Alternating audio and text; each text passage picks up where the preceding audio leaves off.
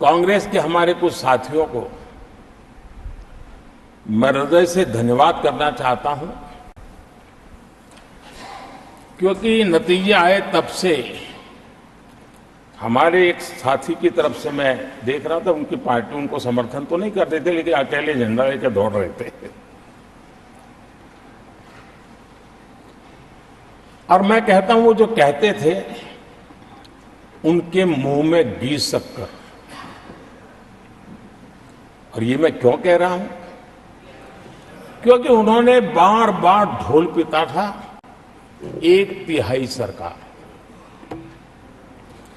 इससे बड़ा सत्य क्या हो सकता है कि हमारे 10 साल हुए हैं, 20 और बाकी है।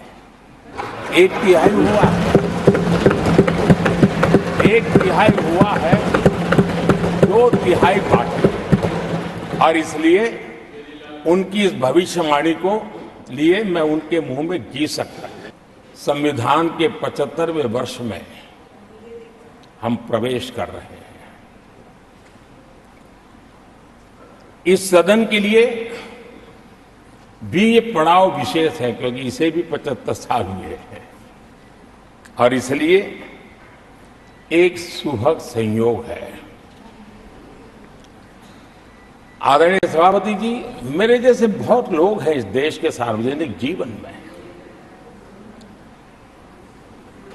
जिनके परिवार में कोई गांव का सरपंच भी नहीं रहा है, गांव का प्रधान भी नहीं रहा है, राजनीति से कोई सरोकार नहीं रहा है, लेकिन आज अनेक महत्वपूर्ण पदों पर पहुंच करके देश की सेवा कर रहे हैं।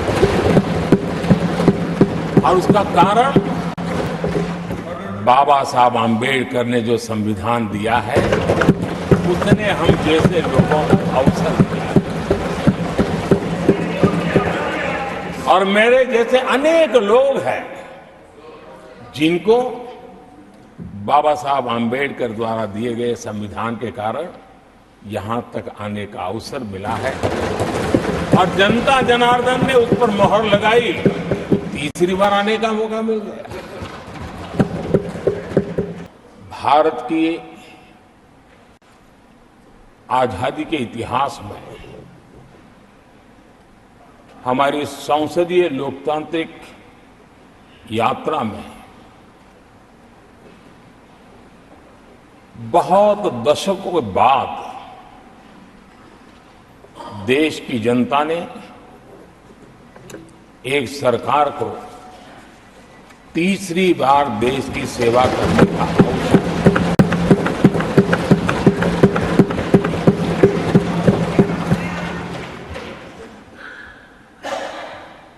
60 साल के बाद ये हुआ है कि 10 साल के बाद कोई एक सरकार फिर से उसकी वापसी हुई है। और मैं जानता हूं कि भारत के लोकतंत्र की 6 दशक के बाद आई हुई घटना असामान्य घटना है। और कुछ लोग जानबूझ करके उससे अपना मुंह फेर करके बैठे रहे। कुछ लोगों को समझ नहीं आया, और जिनको समझ आया उन्होंने हो हल्ला उस दिशा में किया कि ताकि देश की जनता की इस विवेक बुद्धि पर, देश की जनता के इस महत्वपूर्ण निर्णय पर कैसे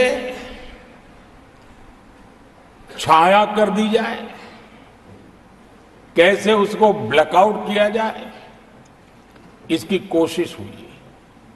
लेकिन मैं पिछले 2 दिन से देख रहा हूं कि आखिर तक पराजय भी स्वीकार हो रहा है और दबे मन से, कम मन से विजय भी स्वीकार हो रहा है।